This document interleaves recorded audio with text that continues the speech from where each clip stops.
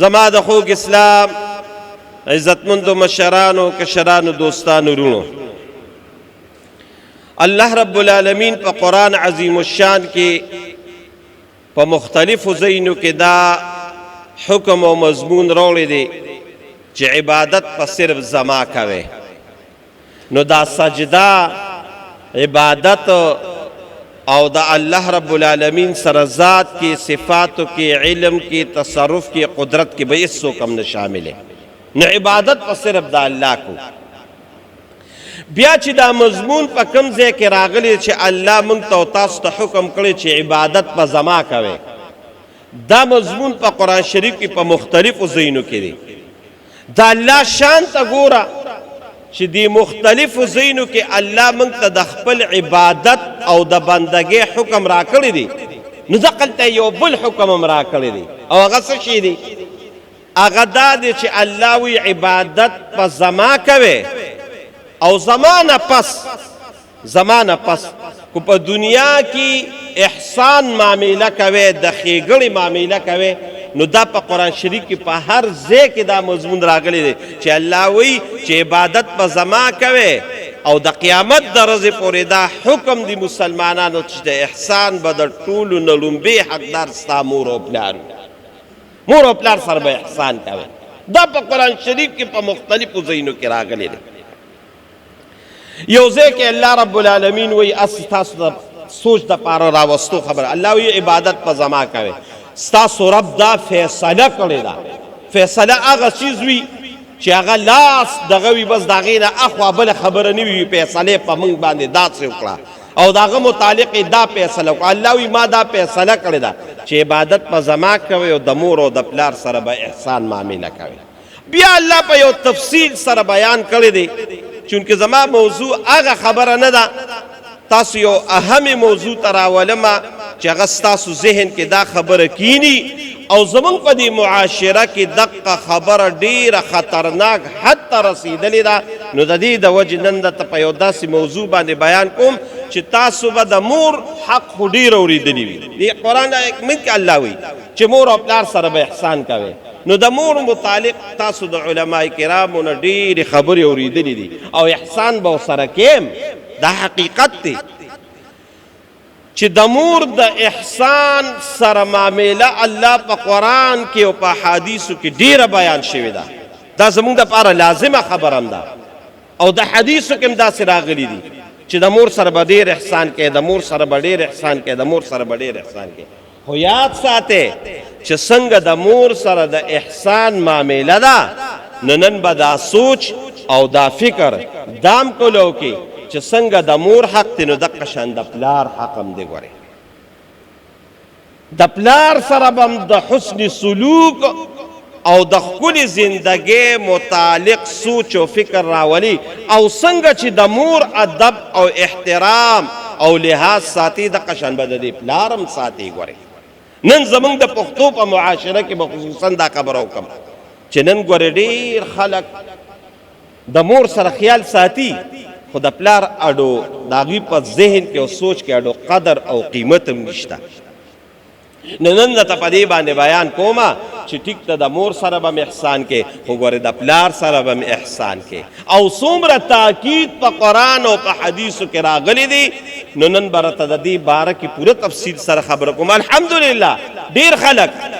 هغه د پلار سره د ښکلې معامله کوي، د پلار عزت کوي، د پلار احترام کوي. خو زمونږ اکثر معاشره کې ګورې خلک د پلار احترام نه کوي، پلار ته په ښه نظر نه ګوري. ګوره چې دا ستا دپاره څومره لویه سرمایه ده، ستا دپاره څومره قیمتي سرمایه ده دا پلار. نو دا نن په دې ذهن کې دا خبره کېنوې. زم چې د چا مور او پلار جمدي دي د چا مور او پلار جمدي الله رب العالمین دی ولا عظیم او لوی ژوند د خپلو بچو د دعاګانو دپاره ورکي. او چې زمونږ سې بدقسمته وي او د چا مور او پلار وفات وي، نو دا ډېر بدقسمته وي چې انسان د خپل مور او پلار خدمت ونه کړي شي ولاړ شي. نو دا خو ډېر بدقسمتي. خو چې د چا مور او پلار وفات دي، نو نوره ډېره بدقسمتي ښي، ډېره لویه ده، د دې نه لویه بدقسمتي بله نه وي. نو پکار دی چې موږ د خپل مور او د پلار سره د احسان معاملې وکړو. بیا خصوصا د پلار سره د احسان د معاملې باره کې الله او د الله رسول څه ویلي دي نن ځان سره دا خبر یوسه. ان شاء الله تعالی حضرت بیا په اخره کې یو خبره کومه. په اخره کې کو ته وې ما ته وګوره مجاهده کو یو سړی وای چې زه د دنیا او په آخرت کې کامیاب او سربالا شم، دنیا کې دم زه اوچت مقام ته ورسم او په آخرت کې دم زه اوچت مقام ته ورسم. ورونو کو تاسو نن زما په دې خبرو باندې عمل وکړو، سوچ کې مراوستو والله العظیم د دې فرش نه به الله تا عرش ته ورسوي. عرش ته موږ سره یو ډېره لویه سرمایه کور پرته وي، یو ډېره عظیمه سرمایه پرته وي. خدا یاد ساتئ یو خبره ذهن کې د دې خپلې موضوع نه مخکې راته یو خبره کومه چې کوم څیز ډېره لویه سرمایه وي، ډېره عظیمه سرمایه وي، د مسلمان د کامیابۍ لوی څیز وي، شیطان زمونږ په دې زړونو کې د هغې دپاره وسوسې واچوي. نو نن ډېر خلک پته داسې وویني چې ټیک ته د مور سره احسان کوي خو د پلار هېڅ قسمه سوچ د هغه په ذهن کې نه وي، د پلار هېڅ قسمه ادب او احترام د هغه په ذهن کې نه وي. نو الحمدلله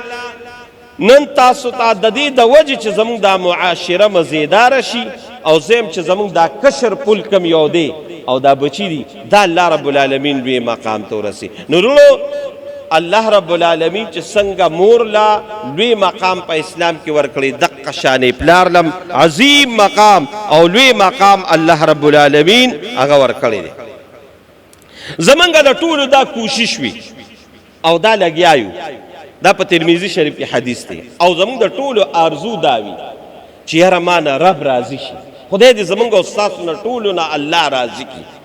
او الله رضا ګوره ډېر لوی څیز دی، دا یاد ساتئ، دا الله رضا ډېر لوی څیز دی. قرآن شریف کې الله رب العالمین بیان د هغې کوي. نو یو ځای کې الله وایي ورضوان من الله اکبر،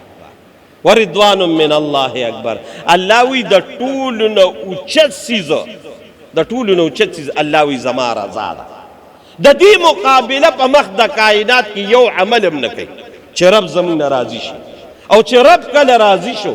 زما د الله په ذات باندې قسمی، دا په قرآن کې هم دی او په احادیثو کې دي چې د کوم انسان نه رب راضي شو دا ټول مخلوق به د ده د خپو د لاندې وي، او چې د کوم انسان نه رب خفه شو دا ټول مخلوق دی به دا مخلوق په مخ کې یو دی به لکه د سپیو پسې روان. نو رب د رضا ډېره لویه شی دی، د رب رضا ډېره لویه شی. نو رب دې زمونږ او ستاسو نه راضي شي. نو داسې چل دی چې د رب دا رضا به موږ څنګه حاصلو.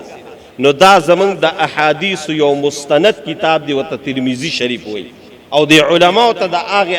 احادیثو د کتاب پته لګي چې رسول الله صلی الله علیه وسلم په یو موقع باندې وی دا رب رضا الله رب العالمین د پلار پر رضا کې اخره. دا د حدیثو الفاظ دي، دا د حدیثو الفاظ دي چې د رب رضا الله رب العالمین د پلار پر رضا کې اخره او د رب خفګان الله رب العالمین د پلار په خفګان کې اخره. څه مقصد ما ته وګورئ، کو پلار د ناراضیو او پلار د خوشاله ساتلو دا په دې ذهن کې 100% دا خبره کینه چې رب زما ناراضي دی. دا یو فارموله ځان سره واله، نن دا یو فارموله ځان سره واله. کو ته وې چې زما رب ما ناراضي دی او کو خفه دی نو چاته هم دا پته نه لګي. علم غیب صرف الله رب العالمین ذات ته دی. خو ته وې نښه ګورم نو نښه دا ده، کو ته وې چې رب زما ناراضي دی دا وګوره چې پلار تا ناراضي دی، چې پلار د ناراضي دی د رسول الله حدیث مطابق زما د الله په ذات باندې قسم رب هم د ناراضي دی. او کو پلار د نخپاو کو ته ډیر منځګزارې دا د دویم حدیث تاسو ته بیا زویمه کو ته ډیر منځګزارې کو ډیر لوی مقام والی خو پلار د نخپه دی قسم په خدای رب د نخپه دی. یو ځل رسول الله صلی الله علیه وسلم ته یو صحابي راغی وی اے د الله رسوله کو زه دا کلمه ویم چې لا اله الا الله محمد رسول الله او د دې کلمې نه پس بیا د اسلام څه مقتضیات دي، څه حکمونه دي هغه منم. لکه مثال په طور لکه الله موږ ته د مونځ حکم کړی دی، ایمان دې راوړو د ایمان نه پس لومبی حکم دا دی چې مونځ وکړې. زه مونځ هم کوم بیا را باندې د رمضان روجې رالې روجیم نیسم 13 واړه منځم کوم روجیم نیسم بیا مالدارم الله رب العالمین مالداری راکړې و زکات هم ورکوم او بیا دومره مالدارم چې حج د بیت الله ته تلم خو زه دا کارونه وکم دا کارونه چې کلمه مې وویله منځم کوم روجه را باندې راله روجه م نیسم مالدارم زکاتم ورکوم مالدارم حج ته لاړم زما به کم مقامی مسند احمد زمونږ د احادیثو مستند کتاب دی دا ټولې حوالې ما ځان سره دې دپاره لیکلي دي چې ګورې زه تاسو ته یو حواله هغه به تاسو له درکومه چې ګورې ستاسو ذهن کې دا خبره کینی چې دا پخه خبره ده رسول الله مبارک ورته وایي ایوب جانه وایي چې ته منځم کې روجه م نیسي حج لم ځي زکات هم ورکې رب هم د ناراضي دي دا ټول کارونه کې د دې د برکت به الله رب العالمین د قیامت په ورځ تا د انبیاء کرامو د صدیقینو د شهداو په صف کې الله پاسي آسان کلمه منځ روجه حج زکات د حرام رضان ساتل حلال باندې عمل کول کو دا کارونه دی وکړل نو رسول الله مبارک وته د الله په ذات مې د قسمی تا به الله رب العالمین د قیامت په ورځ د انبیاء کرامو د شهداو د صلحاو په سب کې پاسي خو دا د حدیث الفاظ دي خو ګوره دا خبره یاد ساته کو تا کلمه ویلی کو ته منځونه پنځه واله وخت په لومبي سب کې او ته زکات هم ورکې او د رمضان روجي سره د تراویح د تلاوتونه هم نیسې او الله رلا توفیق درکړي زکات هم ورکې او حج د بیت الله لمزي اخیری حشر باندې د شهداو د انبیاء کرامو د صدیقینو صلحاو په سب کې وي خو کومور او پلار د نخپو زید جهنم والله العظیم دا حواله ما د مسند احمد دا لیکل دا څومره لوی خبره درو نن منګه منځونه او د سونه روجي حج زکاتونه نور نیک اعمال څومره کو پلار زمانه خپه دی والله العظیم قرآن دا اعمال قبول شي زرته د رسول الله مبارک دا حدیث لاندې خبره کوم دا ډیره اهمه موضوع ده زمون خلک د دینه په غفلت کې زمون خلک په لګیاي وګدو تسبیح به پیدا کړی پلار به خپوي مور به خپوي دا رونو یاد ساته ګوره الله رسول الله مبارک نه دی ویلي اسی چې د رب رضا الله د پلار پر رضا کې خدا د رب خفغان الله د پلار په خفغان کې خدي نو زما عزت مندرو دی خبره تبا پورا سوچ او پورا دا کې منګه یو حدیث دی اسا جانا وهقول شي کوم ځنا سي اخ خلرنا یو حدیث دا سم وایو چې الجنه وایتی مرجانه الجنه تحت اقدام الامهات جنت دا د مور د قدمونو د لاندې دی یعنی سه د مور خدمت خو پرېدا چې د دې قدم د انسان په بدن کې د ټولو نه دا زیاده سری د خپې ما ته وګوره چې دا منګه په خورو کې لوګلو په خشنو کې لوګلو خوستا دا مور د قدمونو د لاندې جنت دی یعنی تا د دې کمزوري اندامم خدمتو ک الله به جنت ته بوزي دا خبره مونږ ټول اورېدلې ده خو نن یو بل خبره اورې دا ګورې زمونږ د علما وایي خو اکثر علما راته دا نه وایي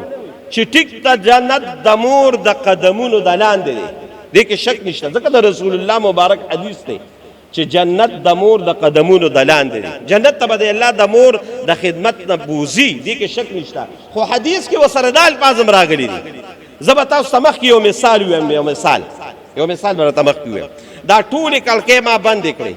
دا ټول ورونه ما بند کړل ته به دې جمعات ته راشي تیمور جان نو جمعات ته چې ته مال دن راځي ایوب جان او پس راځي په دې دروازه به راځي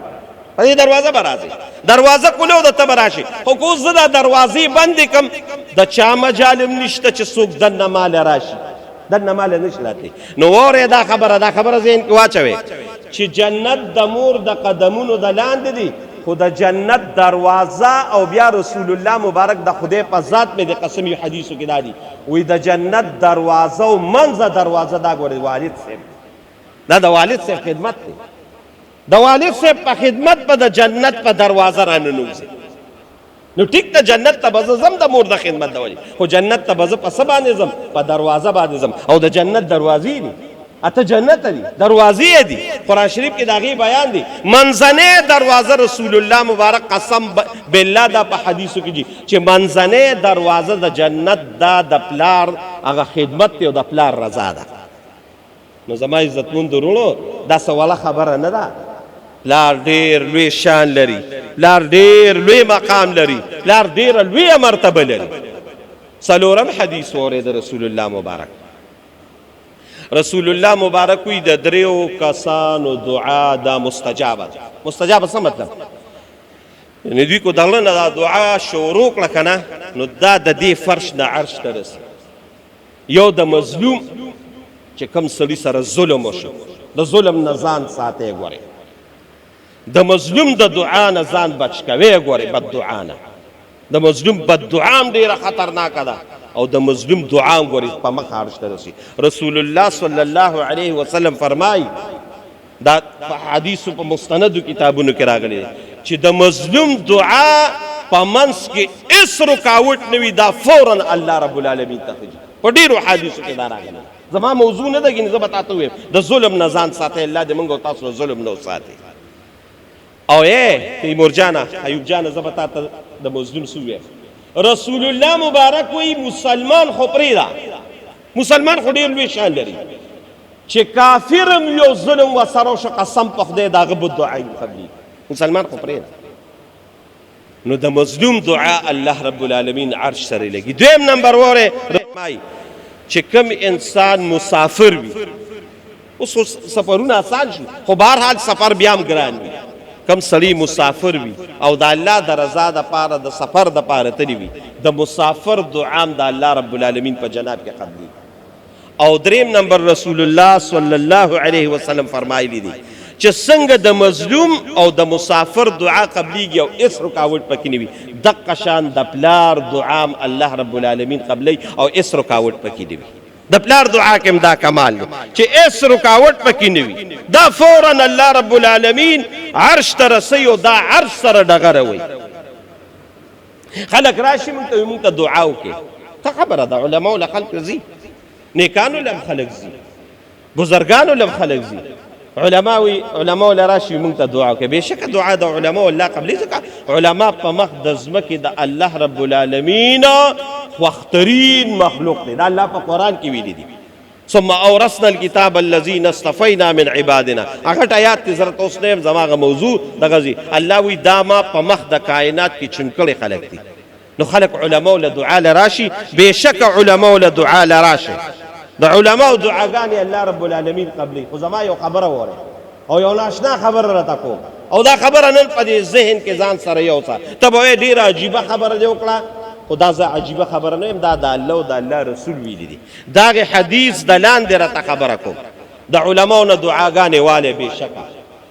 د مجاهدینو د دعا والی بېشکه د امیرانو صاحبانو نه دعا والی بېشکه د نیکانو پیرانو نه دعا والی بېشکه دې کې شک نشته دا څومره علما دا څومره پیران دا څومره نیکان خلک ما ته وګورئ ما ته دا خبره کوم ستاسو د پښتنو خبره وي چوټي مو او بدی باد ډېره وړه خوله ده او ډېره لویه خبره پې کوم راته خو دا په ذهن کې نن ځان سره یوسئ دا تا ته چې دا سپین ګیري کم پلار ښکاري که نه تا ته به د ده پته د مقام پته ولګي دا تا ته چې دا سپین سرې مور ښکاري که نه د دې مقام د الله په جناب کې څومره لوی مقام دی دا یاد ساتئ دقه علما دقه مجاهدین دقه تبلیغي حضرات دا پیران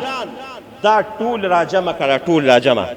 بالفرض و تقدیر راته ویم چې 50,000 علما راجمع کړه 50,000 علما 50,000 تبلیغیان راجمع کړه 50,000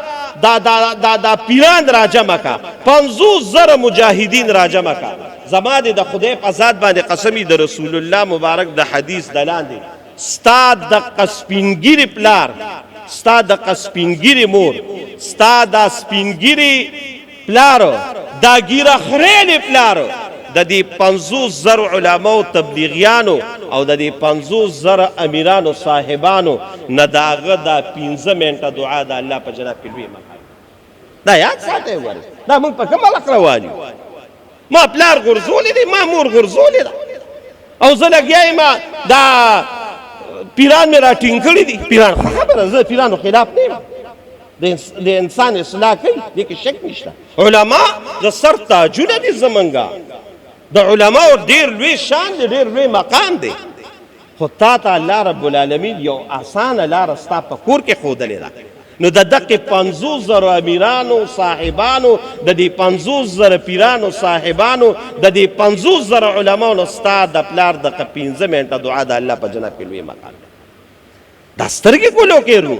موږ نن پلار غورځولې ده، نن موږ مور غورځولې ده. ټینګې د پلار ډېر لوی شان دی د الله رب العالمین په جناب کې، د پلار ډېر لوی مقام دی. پلار له الله رب العالمین ډېر لوی شان ورکړی دی، پلار له الله رب العالمین ډېر لوی مقام ورکړی دی. ما ته وګوره، نورې خبرې پرېږده، نورې خبرې پرېږده. زمونږ د احادیث یو مستند کتاب دی، هغې کې لیکلي دي وی یو بچی نابالغه، دا خبره یاد وساتئ، یو نابالغه بچی راپاڅېده. نابالغه بچی، بالغ راته نه یادوم، د بالغ خبر راته رسته کوم. یو نابالغه بچی راپاڅېده او خپل پلار نه اوبه ورکړې. زه اوبه به وایم، حدیثو کې خو بل شان الفاظ راغلي، زه به اوبه وایم. یو ګیلاس اوبه دې پلار له ورکړې، نابالغه بچی. زه راته نور خدمت نه یادوم چې ته ولې پیسې ورکې، ته ولې ټکې ورکې، ته ولې په خپلو زورونه کې تی خیال ساتي، ته ورسره مینه کې، ته ورسره محبت کې، ته د هغه دردونو نه او د هغه غمونو نه د هغه ساتنې د هغې خبره نه کوم. دا په حدیثو کې والله العظیم ما دا حوالې ځان سره لیکلي دي. که څوک ما نه تپوس کولی شي، بالکل تاسو ته فری هینډ اجازت ته کولی شي. زه راته د هغې کتاب حوالې بالکل دروړم. ما ځان سره هغه کتابونه نن هم په خپل میز باندې کېښودل. ما یې کو سبا څوک ما نه د دې خبرې تپوس کوي، زه ورته دا حوالې ورکولی شم. دا ماشوم بچی راپاڅېده او د خپل پلار نابالغه بچی راپاڅې او د خپل پلار له یو ګیلاس اوبه ورکړې. قسم په خدای په حدیثو کې راغلي دي، دا د ما ځان سره لیکلي دي. الله رب العالمین با دی بچی نابالغه له د قیامت په ورځ رسول الله مبارک د خپل حوض کوثر نه د دې یو ګیلاس په بدله کې او یا ګیلاس حوض کوثر اوبه ورکړي. نورې خبرې پرېږده. نن موږ خپل پلار غورځولی دی، نن موږ خپله مور غورځولې ده، نن موږ لګیا یو بل څه پسې لګیا یو. د علماو خدمت ډېره لویه خبره ده، خو ډېر لوی شان لري، ډېر لوی مقام لري. هغې خبره زه راته نه کومه. تا نن څه کړي؟ تا خپل نن مور الو پلار بلو، ښځه نعمت د خدای تعالی ګرځولې دی. دا څه چل مه کوه. د پلار ډېر لوی شان دی، د پلار ډېر لوی مقام دی، د پلار ډېره لویه مرتبه ده. دا هر څه چې دي دا ستا د پلار دی. ګورې دا هر څه چې دي ستا د مور دی. دا څه چلو شو؟ رسول الله صلی الله علیه و آله وسلم ناستو او دا د حدیثو په ټولو کتابونو کې راغلی دی چې ناستو نو دې کې یو هلک راغی رسول الله صلی الله علیه وسلم. چې رسول الله صلی الله علیه وسلم له هلک راغی نو ته یې څنګه راغلی؟ وی یاره زه یو خبرې له د الله رسول راغلی. وی څه لپاره؟ وی زه لګیا یم مزدورۍ کوم، خوارۍ کوم. دا خبره لږه یاد ځان سره والې،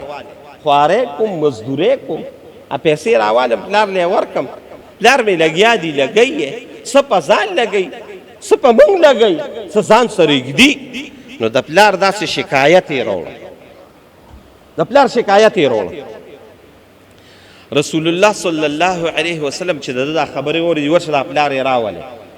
صحابه دي ګورې، صحابه چې پلار پسې سوال جواب وکړه، پلار یې را روان شو. چې پلار یې را روان شو وی راشه ستا زوی د رسول الله مبارک په عدالت کې پتا باندې اعتراض کړی دی چې زه پیسې راوړم او د پلار له ورکوم، او پلار یو ځای لګي یو بل ځای لګي، او پلار په ځان لګي یو په نورو بچو باندې لګي. یاره دا پلار یې داسې بوډا شانو او را روان شو. چې را روان شو د رسول الله مبارک عدالت ته را روان دي. چې عدالت ته را روان دي نو په لاره باندې راځي. نو د پلار یې پړه کې څه اشعار وي. عرب خو د اشعارو ډېر تکړه، زبردست اشعار به وي، خشته اشعار به وي. نو په دې زړه کې لګیا دی او اشعار یې شروع کړل چې یه بچیه تا سره ما څه کړي دي، هغه اشعار ته خیر زه د هغې هغه ترجمه هغه راته بیانوم هغه لوی کتابونو کې هغه پوره تفصیل راغلی دی زه راته هغه تفصیل نه بیانوم یو څو هغه خبرې راته د هغې اشعارو کومه خو خبره د هغې نه مخکې دا وره چې رسول الله مبارک ناست دی او دا زوی هم ناست دی دی کې بابا جان راغی بوډا بابا راغی چې بوډا بابا راغی د دې بوډا بابا د رسول الله مبارک جومات ته راننوځي د ده د دې راننېدو نه مخکې راتلو نه مخکې چې دی د جومات په قدم باندې په دروازه قدم ایږدي کې جبریل علیه السلام راغی حضرت جبریل علیه السلام او رسول الله مبارک له راغی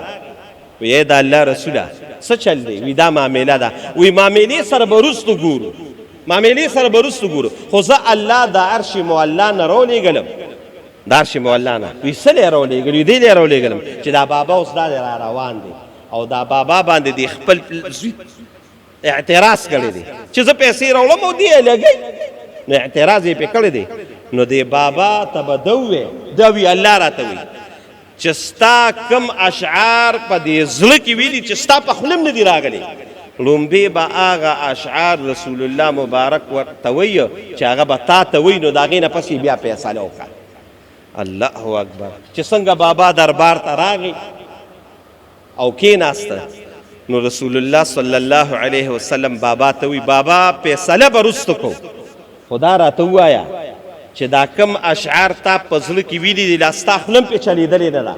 په زړه کې بعضې وخت سړی خبرې کوي یو خبرې له رواني په زړه کې لګیا یي هغه فیصلې او هغه دغه کوي نو ته هغه اشعار ما ته ووایې چې ستا په دې ژبه او ستا ستا ژبې ویلي هم نه دي او ستا غوږونه اورېدلي هم نه دي تا په دې زړه کې ویلي دي هغه اشعار ما ته ووایه تاسو د الله په ذات یقین وکړئ ټول دا حدیثو کتابونه او دا تفسیرونه راواله ټولو دا واقعه لیکلې ده وی رسول الله مبارک ته وی چې رستو به هغه اشعار ویمه چې هغه زما غوږونو ژبې هم لا ویلي نه دي خو رست د هغې نه مخکې د رسول الله مبارک په تندي باندې خوله کېښوده وی موږ ته د ډېرو ځایونو نه پته لګېدو چې ته د الله رسول نن راته الله رب العالمین عین الیقین او په حق الیقین دا خبره وکړه چې واقع ته د الله رسول کومو اشعارو چې زما ژبې او غوږونه هم لا نه دي اورېدلې الله پې ته خبر کوي ته واقع د الله رسولي نو بیا ورته هغه اشعار شروع کړل نو وایي خدایه پاکه د هغې اشعارو دپاره ژبه پکار ده چې هغه بیان شي او د هغې اشعارو دپاره د صحابو هسې او د رسول الله هسې غوږونه پکار دي چې واوري زموږ به څه ووایو او تاسو به یې څه واورئ خو تاسو د الله په ذات یقین وکړئ چې هغه اشعار خو ډېر دردناک دي په دې معرف القرآن کې دي او نور هم په احادیثو په کتابونو کې دي خو زه تاسو ته یو څو د هغې نه یو د درې اشعارو هغه مطلب ویمه چې دی کله رسول الله مبارک له راغی نو دی ورته وایي ای د الله رسوله دا زما بچی و دا په اشعارو کې وایي دا زما بچی و او چې دی د کمې ورځې نه پیدا شو د کمې ورځې نه پیدا و نو د ده د بجې او د ده د محبت د وجې ما خوب نه دی کړی زه ویښ به داسې پاتې کېدم چې زما دا بچی راغی او د هغې پورې به ما روټۍ نه خوړه د ده مور به روټۍ نه خوړه چې کمې پورې به زموږ دې بچي پین وڅښلی او ده به خوراک نو کړی دا ورته اوس دی وایي او چې دی به کله بیمار شو نو زموږ د الله په ذات یقین چې موږ د به خپله بیماري را شوه او موږ به د ده په بیمارۍ باندې شو نو د شپې به هم ورته ناست و د ورځې به هم ورته ناست و دا په خدای یقین وکړه د دې او وایي مرګ خو یقیني دی مرګ خو یقیني دی خو چې کله به دی بیمار شو نو موږ به وي چې خدای په موږ باندې مرګ راغی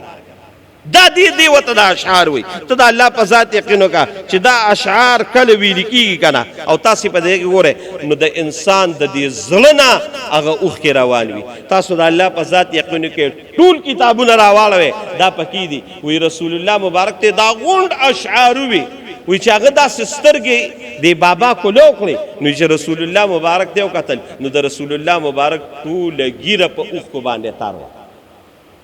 او فورا را پاسېده او د هغې ورځې نه راواله تر د قیامت د ورځې پورې یو قانون پاس کړ دا قانون واورئ دا زوی د دې مرۍ نه دا سوی نه و دا حدیثو الفاظ دي وی بچیه یو خبره واوره انت و مالک لابیکا ته او ستا دا څومره ګټه چې ده او دا څومره ګټه کې ګټې خو پرېږده انت و مالک لابیکا ته او ستا دا مال دا ستا د ټول د دې پلار دی بس دا یو قانون پاس شو. خو پلار زوی بچی نن په 17 او 18 او 19 ګریډ کې دی او پلار جلدی دی د د چې څومره ګټه ده د پلار ګټه ده، دا به پلار به د دې حقدار د د چې څومره جیداد دی، سل جیره بزمکه د سل جیره بزمکه او تا پسې دی پلار لیکلی ده چې پلار دی جمدی دی هغې پورې دا ځمکه غورې د دې پلار دی. دا قانون رسول الله صلی الله علیه و آله وسلم دا پاس کو چې دا قانون به د قیامت د ورځې پورې دا وي چې انت و مالک لابیک، ستا او ستا دا ټول مال دا ستا د دې بابا دی. نو زما عزتمند ورونو، پلار ګوره ډېر لوی شان لري، پلار ګوره ډېر لوی مقام لري، پلار ګوره ډېره لویه مرتبه لري. موږ نن پلار غورځولی دی، پلار مو غورځوی ورونو. پلار یو خبره یاد ساتئ، ګوره یو خبره، دا خبره لږه ځان سره د دې زړه په دې غوږونو یوسئ. مور دا اسد جان د مور دعا ډېره لګي، دا حقیقت د مور دعا لګي، د مور نه دعا لې چې چا مو یې جمدی دي، د مور نه دعا لې ځکه د مور دعا دا په مخه دغه کېږي. وګورئ یو خبره ورسره بله یاده ساتئ چې د پلار خیال ساتئ. ولې د مور دعا لې او د پلار د خیرونه ځان ساتئ. پلار خیرې نه کوي، پلار خیرې نه کوي، دې چېرته هم خیرې نه کوي، خو چې د ده زړه کله ودردېده که نه نو د دقې خیرو نه ګورې ځان ساته. رسول الله مبارک وي د دې خیرو او زما د عرش ترمنځ یو شیم نه وي فورا قبلې. د پلار د خیرو نه ګورې ځان ساته. پلار ډېر سوچ او فکر کوي خو ګوره خیرې بیا وروسته کوي. نو د پلار ادب او احترام ساته. او دا هم یو خبره نن ځان سره یوسئ، د یو احترام او دا راته قسم په خدای زه د دې خپلو غړېدلو سترګو خبره کوم چې تا پلار سره څوک کړل، پلار سره، نو زما دې د الله په ذات قسمي، د الله په ذات چې دا پلار سره دې څه عمل وکړو دا عمل به تا سره کېږي. اوس دې ته ګوره، کو پلار سره دې ښه عمل وکړه، خیال دې وساته، ادب دې وساته، احترام دې وساته، زما دې د خدای په ذات باندې قسمي دا بچي به ستا احترام ساتي، دا بچي به ستا خیال ساتي، دا بچي به تا نه زاري. دا ته چې نن کوم بچي ویني چې دا د خپل پلار خیال ساتي، دې پلار د خپل پلار خیال ساتلی، او که د دې خپل پلار خیال دې ونه ساته، دې دې وکړو، دې دې خفه کړه، همدغه بچي به تا سره دا چل کوي. داسې چلو شو دا دوه واقعګانې زما دې د الله په ذات باندې قسمي زما مخکې شوي دي. یو به مې والد صاحب په دې تقریرونو کې بیانوله، هغه به په تقریرونو کې بیانوله، او یو زما ته د سترګو ته مخکې یو 15 کاله مخکې شوې ده، یو 15 کاله مخکې هغه واقعه زما مخې ته دواړه راته بیانوله. والد صاحب به مې ووي دا ما په خپلو سترګو لیدلي چې زمونږ پخوا به په دې کلیو کې، اوس هم خیر لږ لږ شته، اوس په دې ګاډو ماډو دا بټونه دي، او پخوا به دا بټونه داسې په دې کلیو کې به وو او داسې به یې بټ دغه کړو او یو د پاسې یو غټ دغه یې خو کړی به یې خو. وی یو سړی راغی، یو سړی وی دا ما په خپلو سترګو لید او خپل پلار یې اوس په اوږه کړی دی، ور یې وسته چې ډېر دلی ډېر دلا زړه مې وایي چې دې بټ ته دې وغورځو، دې بټ ته دې وغورځو. وی موږ هغه خلکو هغې وخت کې دا منې کړه چې دا ته څه کوې د خپل پلار سره دا چل کې. وی هغې راته وایي چې پرېږده خیر دی، پرېږده چې دې خپل عمل وکړي. وی موږ ورته چې دا ولې، نو هغې سړي قسم وخوړو. دا د دنیا دپاره یو عبرت خبر ده. وی زما دې د الله په ذات باندې قسم وي دقه شان ما خپل پلار هم دې بټ ته راوښتو. دا چل به سره کېږي چې څه دې پلار سره وکړه. دویم نمبر وره زما په دې کلي کې نوم هم راته نه علم، ټول یې پېژنې، خو خدای کو نوم یې راته قسم مې دې د خدای په ذات یې کو نوم راته والم. یو سړی و یو سړی ټول عمر یې د خپل بچي دپاره خدمت وکړه، او داسې خدمت یې وکړه چې په بار ملک کې 22 کاله تېر کړل. دا ته ماشومان و چې دې نه لاړه، او چې راغی نو 22 کاله پس دې دوران کې به ته راته 22 کاله د خپل پلار د دې خپلو بچو دپاره تېر کړل، او 22 کاله پس والله العظیم د رسول الله مبارک په منبر باندې ناصب کو دروغ راته وایم دغه بچی را پاسېدو د خپل پلار نه پلاق وه ما له راغی پلار یاره چې خپل پلار له اطلاق ورکړ سمو د پس هغه زوی لوی و د هغه زوی و هغه ډېر سخت شوم و دا بار ملکونو والا اکثر شومان خوارانو مزدورۍ داسې سختې کړې وي نو هغه شومتوب پې دلته چې وي شومان یې هلته چې وي ښه دغه وي سخیان وي خو دلته چې وطن ته راشي بیا شو لرې ډېر شوم و خو د هغې بچي یې زوی وشو د هغې بچي یې زوی وشو والد صاحب مې وفات و د نن نه دا 15 کاله مخکې خبره ده هغې زوی یې هغې پلار یې زه هغې خپل نوسي د اذان له بوتلم چې اذان مې وله وکړ وهابونه جي صاحب نو تاسو د الله په ذات یقین وکړئ د نن نه 15 کاله مخکې راته دا خبره کوم ما لې 15,000 روپۍ راکړې 15,000 لکه په دې وخت کې 50,000 روپۍ دي ما یې دا دومره ډېرې پیسې دا دې څه له راکړې وایي دا واله دا ما د یو په دې نیت در نه کړ چې زه په دې نوسي خوشحاله په دې نیت مې در نه کړ دا مې د دې دپاره درکړه چې زما د پلک د هغې بدلې دپاره الله دې پیدا کړ او والله العظیم حق بچي هغه پلار زما په مخ کې په مخ باندې دا زما د په خدای باندې قسمي زما د خپل مخ کې ده نو دا خپل ځان سره اصلاح کول دي دا بل سره نه دي کو د پلار سره دې خو کړل ځان سره دې خو کړل او کو د پلار سره دې بد وکړل که نه دا د خدای په ذات مې د قسمي د خپل ځان سره دې بد وکړل خوشحاله کې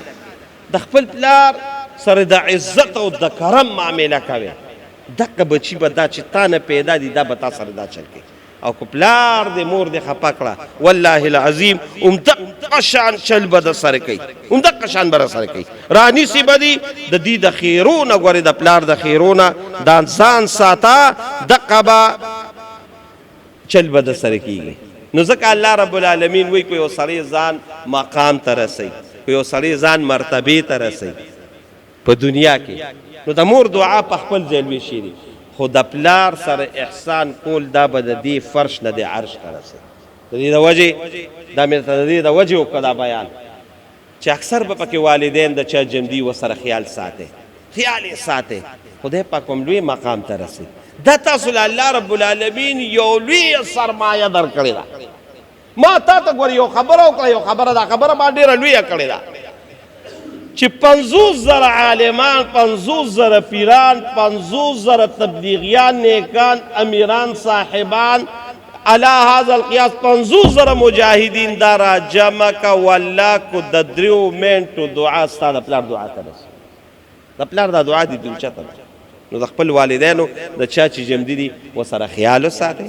د هغوی پوره دغه وکړئ دنیا کې به هم کامیاب یې اخرت کې به هم کامیاب یې نو ځکه الله رب العالمین په قرآن کې موږ ته په یو ناشنا انداز باندې وایي چې ستاسو رب دا فیصله کړې چې عبادت به زما کوئ او احسان به د خپل مور او د پلار سره کوئ بیا اکثر د احسان دا معامله چې ډېره رارسي دا د بوډاوالي کې رارسي نو که بوډاوالي ته ورسېدل یو د دوی نه یا د مور ورسېده یا د پلار ورسېده نو چې بوډا شي انسان نو چې دا لاس کمزوري شي وابګله جي صاحب پی کمزوري شي سترګې کمزوري شي بابا بیا سې اورېدل هم نه کوي بابا سې هغه لیدل هم نه کوي نو دا دماغ هم دقه شان کمزوري شي نو چې دماغ کمزوري شو ممکنه ده ستا د مزاج مطابق هغوی خبره ونه کي او کوي داسې باباګان خواران نه وي په ځان باندې دا یو د الله رب العالمین یو نظام دی نو الله رب العالمین وی کو چېرې ستا د مزاج خلاف یې خبره وکړه فلا تقل لهما اف وال کاکول زبېښنه دا خو ډېره لویه خبره ده دا خو ډېره عظیمه خبره ده الله وی اف قدر یې ورته ونه ویلې بابا ته ګورې بابا خو کمزوری دی بابا خو لیدل هم اوس هسې نشي کولی بابا خو هغسې ګرځېدل هم نشي کولی مازغه هم کمزوري شوي دي نو بچیه ګورې د ډېر لوی صبر نه به کار اخلي دا ستا د امتحان وخت وي ګورې دغه امتحان کې کو کامیاب شي دنیا کې به هم کامیابي آخرت کې به هم کامیابي او کو دې امتحان کې ناکام شي والله العظیم دنیا کې هم تباه و برباد او آخرت کې هم تباه نو الله وي اف ولا تنهرهما رټل خو ډېره لویه خبره نو څه به ورسره کوم الله وي دې بابا جان سره وقل لهما قولا کریما دا بوډاګان دي دا بوډاګان دا د بچی په دې خبرو باندې ډېر زیات خوشحالي خبره خو پرېدا وهب ګل جی صاحب او ایوب جان د اخیری خبره به وکم بس بیان به ختم. دا پلار دی دا پلار د دې پلار رونم وي د دې پلار تربورانم وي د پلار ترم وي د دې پلار مامام وي دا ټول وي. دا پلار دی روري لوی مقام ته لوی افسر شي خوشاله پی خودم رنی خوشاله د ځان اوچت نه ګڼي. دا زموږ د معاشري خبره ده. تر دې وسره مینه محبت وي ترې دې خو د ځان نه چې اوچت شي نه ګڼي خفه کېږي واته بعضې ورسره بغض او کینه هم شروع کړي. به دا یو قدرتي دغه دی ماما دی د مور رور دی د مور روره خو والله العظیم کو هغې ماما ته ستا په زړه کې دا راځي چې دې اوچت مقام ته ورسي نه دغه کېږي. یو په واحد په مخ د کائنات کې دا باباګان بچو دا خبره وره دا وره چې د یو انسان بچی کامیاب شو کنه نو دا پلار دی دا پلار چې دا هیڅوک هم نه مني دی دا خپل بچی مني چې دې زمانه موچت کامیاب شي. قسم په خدای کوشش هم ولا کوي. ما ډېر ډاکټرانو لیدل چې هغوی اوچت ډاکټران دي خو چې زما بچی زمانه موچت ډاکټر وي. ما ډېر انجینرانو لیدل انجینر هم دا وایي چې زما دا بچی زمانه اوچت انجینر حتی تر دې پورې مړه ایوب جانه ته خو د اوس د بیت الله نه بله ورځ راغلی دا خبره به وکړم چې یو عالم سړی وي عالم که نه دا عالم هم دا وایي چې دا بچی زمانه اوچت عالم. دا ولې دا د دې پلار په دې زړه کې د اولاد سره بې انتها مینه ده. ته مړه د مینې مظاهره وکړه که نه ته د مینې دغه وکړه او مړه مونږ خو ټوله اول به زه ځان یاد کړم بیا به وروسته تاسو ځان کړم. مونږ ټول د دنیا پسې نښتي یو او دنیا غواړو الله دې دنیا را قرآن کې مونږ ته الله ویلي چې سوال کوي اول د دنیا کوي ربنا آتنا فی الدنیا حسنه وفي الاخرة حسنه وقنا عذاب النار. خدای ښکلي ژوند په دنیا کې هم راکړي خسته ژوند په آخرت کې هم راکړي او دا خراب ژوند نه مې خدای دنیا کې مو ساتي او آخرت کې مو ساتي. دنیا کې وې خسته ژوند غواړي نن یو ځان سره یو سبق یوسه او ذکر ته د الله په ذات قسم وخورم انشاءالله حانس پم پکې نیم تاسې هم واورئ او که زما دا خبره په دنیا کې څوک هم واورئ هغوی هم واورئ چې دا یاد ساتئ یاد چې وایي زه دې په دنیا کې هم کامیاب شم او په آخرت کې هم کامیاب شم. د دې سپین ګیري پلار خیال وساته د دې سپین سرې مور د خیال وساته د دې سپین ګیري پیال د خیال وساته د دې فرش نه به د الله عرش ته ورسئ. نو زما عزتمند وروڼو د پلار چا چې پلاران جمدي دي ډېره لویه سرمایه هم په کور کې موجود ده ورسره احسان معامله وکړي. چې چا وفات دي نو دومره قدرې کار وکړي. زمونږ هغه وفات دي یو 4 کار وکړي انشاءالله د هغې هغه برکت په الله تاسو له دنیا کې هم درکړي. یو کار دا وکړي چې دا موږ ته الله په قرآن کې ویلي او د رسول الله په حدیثو کې چې د خپل مور او د پلار دپاره دعا کوئ او دا هم یاد ساتئ د رور د پاره د خور د پاره د ماما د پاره د تره د پاره د تربور د پاره د رواره د پاره د خوري د پاره پتا دعا لازم نه ده. خو دې وکړه ډېره ښه خبره ده خو دې ونه کړه قسم په خدای کو الله دې ونیسي د پلار د پاره دعا الله پتا لازم کړې ده.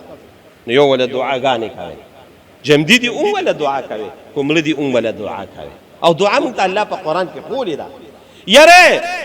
احادیث په خپل ځای ډېر لوی شان لري د بزرګانو د اقوال په خپل ځای لوی شان لري د نیکانو د اقوال او د دعاګانې په خپل ځای شان لري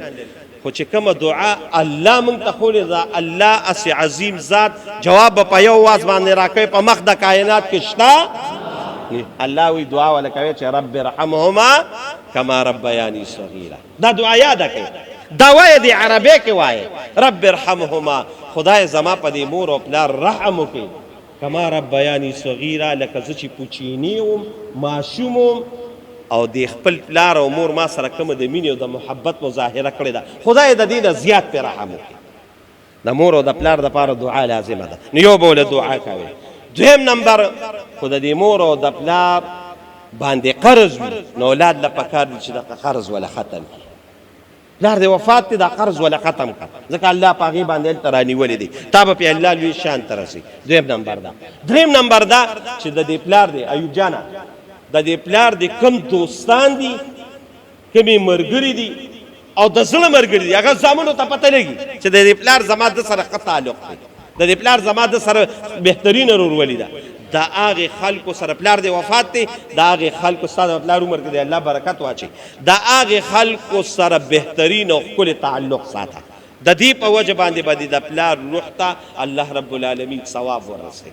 بالکل به ثواب ورسوي دا د حدیثونه بالکل ثابته خبره ده نو دریم نمبر دا چلو کې او څلورم نمبر چې وفات دی نو کم از کم میاش کې یو ځل او چې ته نورم بهترین دغه ته ورسم نو هفته کې یو ځل قبر لزه منګه څه چل کړي دا اختر په ورځ به مروره څیره راغېږي د بابا او د بیبي قبر لزه نو دا اختر هغه عظیمه ورځ موږ په مقبره کې تېروو نه هر هفته ځه هفته نی دوه هفتې پس ځه دوه نی درې هفتې پس ځه درې نی څلور هفتې پس میاشت پس خامخا د پلار خبر لزه والله د دې هغه دغه رسي او بل د پنځم نمبر اخیری خبر راته کوم چې د پلار دپاره ثواب نو د هغه دپاره صدقې جاریه چېرته جومات کې پول والا چېرته جومات نه پکې والا چېرته جومات کې کار کېږي هغې کې یو 100 روپۍ 1000 روپۍ دا ورکوئ دا ما د خپل پلار د عیسی علیه السلام کومې پورې چې دا رواني والله لازم پلار ته به دې ثواب رسي دا پنځه حقه زده کې او په دې باندې عمل کوي الله رب العالمین نه دا زه سوال کوم چې دلته دا څومره موجود دی او یا زما دا بیان څوک اوري او د چا والدین جمدي دي الله دې عمرونو کې برکت واچوي او دې بچو له دې الله رب العالمین د خدمت کولو توفیق ورکړي او د چا والدین چې وفات دي نو سره زما د والدینو دې الله کامل مغفرت وکړي درود شریف ووایئ موجوده وایرس باندې څه خبرې وکړې یاره دې وخت کې هغه یو وایرس دغه شوي دی ډنګي وایرس حقیقت دا دی نو د هغې خو یو خبره دا چې ډاکټري څه اصول وي د هغې مطابق د هغې اصولو مطابق خپل احتیاط وساتئ او ډېر خلک زموږ په دې علاقه باندې حسن جانه ډېر په چارسده باندې ډېر زیات راغلی دي او ډېر زیات خلک متاثره دي د هغې نه نو یو خو د ډاکټرانو نه پوره د دې تپوس وکړئ چې د دې وایرس نه موږ څنګه ځان ساتو نو الله رب العالمین دی چې کومه خلک په دې وایرس کې مبتلا دي او زموږ په دې علاقو باندې موږ په دې حلیم آباد کې زموږ د دې جومات قاري صاحب دی د دین یو ډېر زبردست د دې قرآن خدمت کوي هغې هم والد خدای شته دغه شان زموږ په دې علاقې باندې نور کسان نو چې څومره دي الله رب العالمین دې ټولو له صحت او عافیت ورکړي او الله دې د خیر زندګي خو یو خبره کوم اسد جانه دا خبره واورئ دا وایرسونه دا حقیقت دا دی دا راځي دا وباګانې راځي د دې دپاره بهترین دا ټول جومات دا خبره اوري او که څوک زما بار دا خبره اوري نو هغوی م واورئ چې د دې دپاره بهترین علاج د ټولو نه اول هغه دا دی چې یو وړوکې شان دغه دی او ما پې مخکې بیانونه کړي منزل ورته وایي منزل په دې موبایل کې ډاونلوډ کېږي په دې موبایل کې زمانه خو د دې خردجال نه نو دې کې هم ډاونلوډ کېږي منزل روزانه وایه او ما تاسو ته مخکې په دعای انس باندې بیان کړی دی او ما د جومات کې څو ځله تقسیم کړې ده یو هغه دعای انس وایي ما ته وګورئ دا خبره ډېره لویه ده خو زه بس د الله نه به امید غواړم او بخښنه به هم ترې غواړم او د قرآن او د حدیثو د لاندې کوم چې کوم سړی اسده منزل وی او دعای انس وی قسم په خدای کو دا انسان دا وایرس وی قسم مې راته نو دا لږه وایه الله دې ټولو مریضانو له صحت ورکړي یوسف بابا زوی گوهر وفات شوی بالکل زموږ یوسف بابا ډېر د تبلیغ خدمت هم کوي او د هغه زلمی زوی و بیمار شو گوهر یې نه مو او ډېر افسوس مرګ وله راغې خوار ته ډېره سخته بیماري ولګېده نو هغه وفات شوی بله ورځ الله دې د هغه مغفرت نصیب ښه جي د عثمان قاري صاحب دپاره خو مې دعا وکړه او شریف خان کاکا هغه بیمار دی خدای پاک ته هغه هم صحت ورکړي او عافیت دے حاجی صاحب آپ سے گزارش ہے کہ ہمارے گھر میں ایک حادثہ پیش آیا ہے جس کی وجہ سے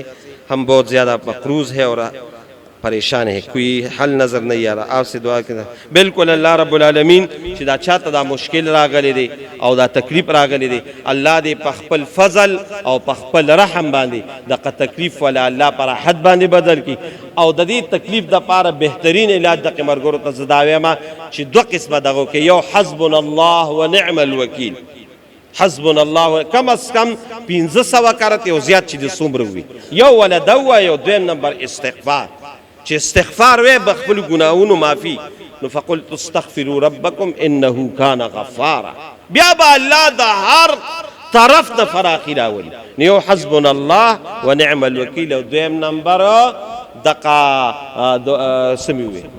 استغفار وای ان شاء الله جسم الله زموږ تاسو دوالو جهانو خیر نصیب دعا کې الله زموږ راضي شي زموږ ګناهونه معاف کړي دا دعا کې چې الله رب العالمین د چا والدین جمع دي الله دې عمرونو کې برکت واچي کو هغه پلار دی او کو مور ده خدای د دوه عمرونو کې برکت واچي او الٰه العالمین دې بچو له داغوی د خدمت کولو توفیق ورکړي او چې د چا وفات دي سره زموږ دی الله رب العالمین کامل مغفرتونه نصیب کړي الله دې داغه جهان لوی خوشاله ورکړي دې کوم مرګرو چې دعاګانو د پاره ویلي دي الله دې ټولو دعاګانې په خپل جناب کې قبول او منظور کړي او الله دې زموږ استاد دوالو جهانو خیر نصیب کړي او څومره چې د بار د ملمان راغلي دي الله دې د ټولو قدمونه په تله د نیکۍ کې واچي او د دوالو جهانو خیر دی الله رب العالمین نصیب کړي زموږ یو ډېر خوږ دوست جناب ایوب صاحب چې د حضرت مولانا محمد ادریس صاحب خادم خاص دی او غسر سخت کال عمرې لم تلو عمرې نه راغلي د لومبې جمعې له دلته موږ له راغې الله دې د هغه چې کوم اعمال هلته کړي دي عمرې کړې ده او زیارت یې د رسول الله مبارک کړی دی او د حضرت شیخ صاحب سره یې عمره کړې ده ډېر لوی سعادتمند انسان دی الله دې هغه زموږ دپاره څومره دعاګانې او د خپلو بچو دپاره او د عام ولس دپاره کړي الله دې ټولې قبولې کړي الله زموږ استاد د دواړو جهانو خیر نصیب کړي او د دواړو جهانو شر دې الله محفوظ کړي برحمتک یا ارحم الراحمین